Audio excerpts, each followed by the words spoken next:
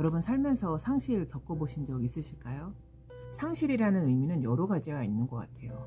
사랑하는 사람이 갑자기 떠나간 거, 예상치 않았던 가까운 사람들의 죽음, 직장에서 원하지 않게 자리를 잃는 것.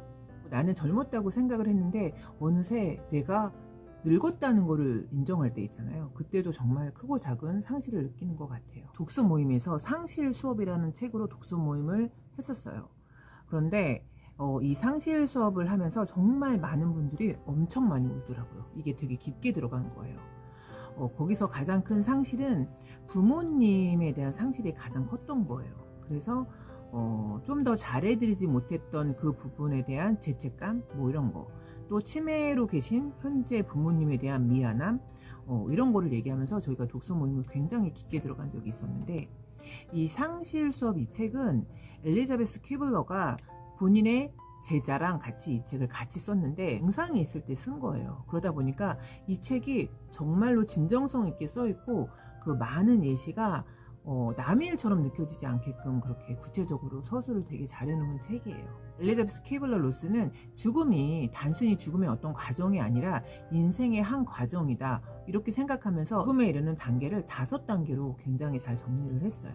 엘리자베스 퀴블러 로스는 이 죽음이 단순한 슬픔이 아니라는 거예요. 인생에서 겪어야 될 한 과정. 그래서 요거를 5단계로 정리를 했어요. 걱정, 분노, 타협, 우울, 수용. 이 책이 이 엘리자베스 퀴블러 로스가 죽은 다음에 출간이 돼서 더 많은 독자들의 심금을 울렸던 거죠. 누군가가 죽으면 부정을 하게 되잖아요. 이게 무슨 일이지? 막 이러면서 부정을 하게 되잖아요. 그런데 맨 마지막 단계는 결국은 수용을 한다는 거예요. 그런데 이 수용이 받아들이는 수용이 아니라 어떻게 보면 인생의 전환점을 맞이하는 그 수용을 의미하는 거죠.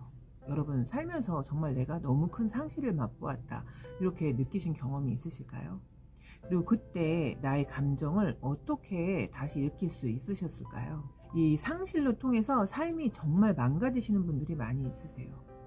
그런데 또 어찌 보면 이 상실을 통해서 다시 일어나시는 분들도 많이 있으신 거죠. 저한테 가장 큰 상실은 누구는 제가 이혼이 가장 큰 상실이 아니냐고 이렇게 물어보시는 경우도 있어요. 그런데 저한테 이혼은 사실 상실은 아니었어요. 왜냐면 마음의 준비를 하는 시간이 굉장히 오래 걸렸고 그리고 또 오랜 생각 끝에 결정한 거라서 그거는 상실이라기보다 그 상태에서 서로에게 더 나은 선택을 했다 이렇게 제가 마음을 정리했었던 것 같아요. 그런데 저한테 가장 큰 상실은 3년 전에 제가 그 6개월 사이에 저랑 너무너무도 막역하신 분들이 3분이 동시에 떠나가셨어요. 그래서 제가 정말 그 6개월은 정신없이 눈물로 지냈던 적이 있었어요. 그런데 그분들 모두 저한테 소중했지만 정말로 제가 너무너무 미안하고 소중하신 한 분이 있어요. 그분은 어찌 보면 저한테 어머니 같은 분이셨어요. 그리고 저를 무조건적으로 도와주시는 분이 있으셨어요. 그런데 그분이 제가 너무 깊숙이 프라이빗해서 말씀드리기는 어려운 부분이 있고 또 제가 현직에 공직에 있다 보니까 너무 많은 거를 노출할 수는 없는데 어쨌든 그분이 암이 재발이 돼서 너무너무 슬픈 모습으로 돌아가셨어요. 그리고 돌아가실 때 제가 거의 임종식에 그분을 볼 수가 있었는데 정말 뼈밖에 안 남으셨고 마지막에 저한테 뭐라고 그래서 제가 안 들려서 길을 이렇게 갖다 댔더니 저한테 사랑해요 이러고 돌아가셨어요. 근데 제가 정말 너무너무 통곡을 했었고 지금도 제가 가끔 기도를 하다 보면 그분 생각이 나서 너무너무 슬프고 눈물이 날 때가 있어요. 근데 제가 이렇게 뒤돌아보니까 3년이 지났더라고요. 그래서 제가 어느 날은 정말로 저희 부모님이 돌아가셔도 내가 이렇게 오랜 기간을 슬퍼할까? 이런 생각이 들었었어요.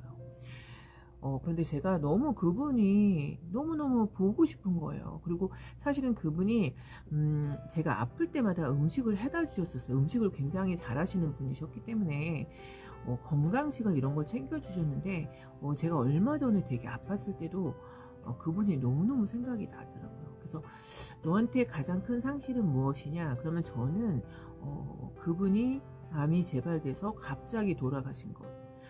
저는 그게 저한테 가장 큰 상실이었던 것 같고, 그 상실은 요즘에도 기도하면 그분이 너무너무 생각이 나서 많이 놀 때가 있어요. 그게 저한테 가장 큰 상실 그랬던 것 같아요.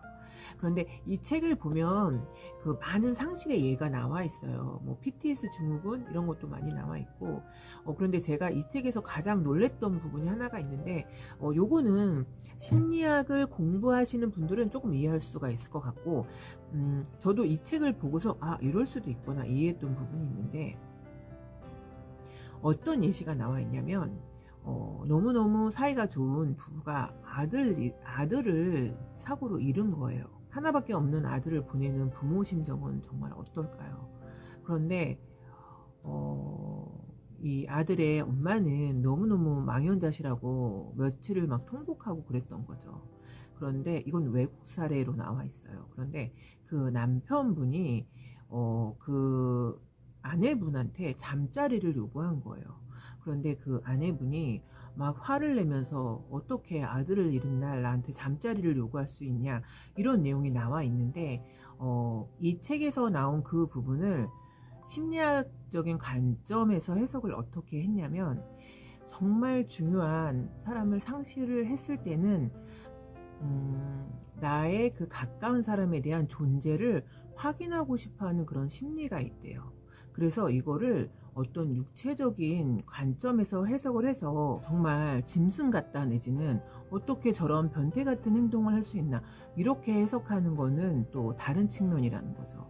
그래서 이렇게 너무너무 내 삶에 너무너무 소중한 하나를 상실했을 때 그것을 채우고자 하는 심리적인 욕구로 그렇게 가까운 사람과 하나가 되고 싶어하는 그런 심리가 마음속에는 있다는 거예요. 그래서 제가 그 부분을 다시 읽으면서 이해가 되는 거예요. 그럴 수도 있겠다. 너무너무 소중한 사람이 떠나가면 나한테는 정말 하나밖에, 나 혼자 세상에 남아있다는 생각을 할 수도 있겠다. 그래서 나의 존재를 확인하고 싶어 할 수도 있겠다. 이런 생각이 이 책을 읽으면서 조금씩 이해가 되기 시작한 거예요. 엘리자베스 키블러가 이 5단계를 심리학적으로 소개하고 나면서 그 많은 사람들이 마지막 단계는 수용을 하는 경우가 있잖아요. 그래, 뭐 이런 거는 내 인생에서 피할 수 없는 어떤 한 지점이었어, 이렇게 수용을 하는 경우도 있다는 거죠. 그런데 많은 세월이 지났다고 해서 자식을 잃은 부모 마음이 완전히 수용이 될까요? 많은 세월이 지나서 수용을 한 그 시점 이후가 정말로 우리한테는 중요한 삶이 된다는 거예요.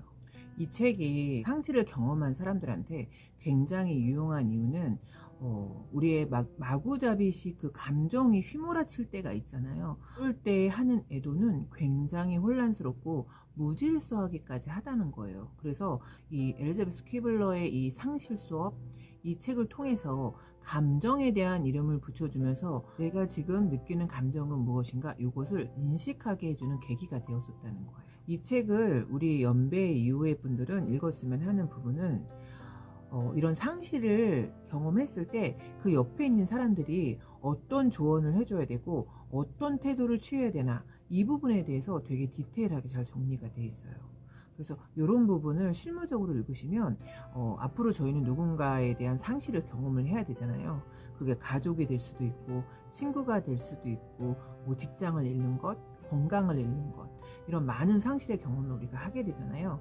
그런데 그런 케이스에 대해서 이 책은 군데군데 정리가 굉장히 잘 되어 있어서 그거를 보시면서 감정의 이름을 붙이면서 정리를 하면 혼란한 그 감정을 좀 객관적으로 볼 수가 있는 부분이 있는 거죠. 죽음이나 애도, 이 부분은 공개적으로 얘기하기 굉장히 어려운 부분이잖아요.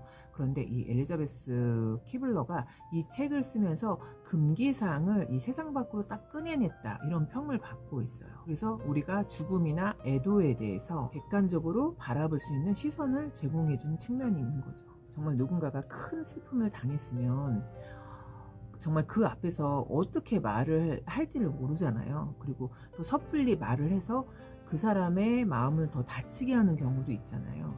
그런데 이 책을 보면 그 섣부른 공감보다는 공감 또는 애도를 어떻게 해야 되나, 이 부분도 되게 디테일하게 정리가 잘 되어 있어요. 슬픔 앞에서 그 상대방의 슬픔을 존중하는 방법, 슬픔 안에서 적절하게 반응할 수 있는 방법, 그리고 그 사람의 기억을 존중하는 방법, 이런 것들이 되게 자세히 정리가 잘 되어 있어요. 상실은 사실 되게 마음이 아픈 거죠. 그리고 어떻게 보면 되게 파괴적인 거이기도 해요. 그런데 이 상실을 통해서 재편성의 기회로 삼을 수 있다, 이렇게 의미를 전환시키는 부분이 있는 거죠.